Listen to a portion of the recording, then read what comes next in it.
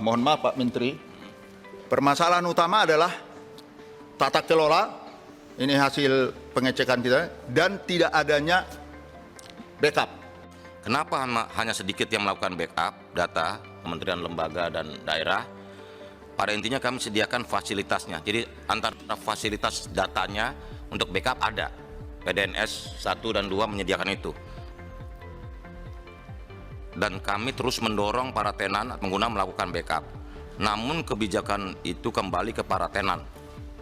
Ini bukan berarti menyalahkan para tenan, ini harus menjadi evaluasi kita bersama.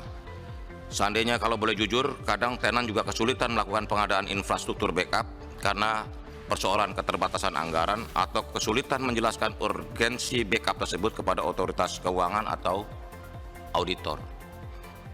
Solusi konkret yang akan kami lakukan adalah saya akan segera menandatangani keputusan Menteri tentang penyelenggaraan PDN yang salah satunya mewajibkan kementerian, lembaga, dan daerah memiliki backup. Jadi sifatnya mandatori, bukan opsional seperti sebelumnya. Saling tunjuk. Beginilah situasi dalam rapat kerja Komisi 1 DPR RI terkait peretasan yang sudah seminggu tak terpecahkan. Dalam rapat yang digelar Kamis 27 Juni 2024 ini, Komisi 1 memanggil BSSN, Kominfo, dan Telkom Sigma sebagai penanggung jawab pusat data nasional yang diretas. Namun ada saja alasan pembenaran masing-masing institusi. Telkom sebagai mitra dari Kominfo sudah berupaya bekerja sesuai dengan kerangka acuan kerja atau TOR gitu ya. Jadi kita menyiapkan backup secara infrastruktur. Pertama di PDNS 2 dengan kapasitas yang cukup. Jadi kalau tenan itu ukurannya 5.709 VM, backup kita 6.000. Ya, jadi kalau seandainya seluruh tenan merequest backup, maka mesin backup itu cukup. Atas jawaban ini, anggota Komisi 1 DPR RI pun meminta agar tidak ada lagi yang saling tuduh.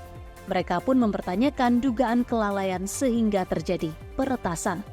Saya nggak bilang terlibat, Pak ya. Ada indikasi kelalaian pegawai Telkom yang mengakibatkan ransomware ini bisa masuk ke sistem Anda. Jadi orangnya mungkin nggak ngerti, nggak harus terlibat juga, tapi lalai. Rapat kerja ini pun diakhiri tanpa memberikan solusi nyata terkait peretasan ini. Peretasan yang disebut menggunakan ransomware pengembangan Lockbit 3.0 berdampak pada data 282 kementerian dan lembaga yang terenkripsi atau tidak bisa dibuka, termasuk lembaga vital Indonesia seperti BAIS hingga Inafis Polri. Peretasan di Indonesia sesungguhnya telah berulang kali terjadi, termasuk peretasan Biorka pada tahun 2022.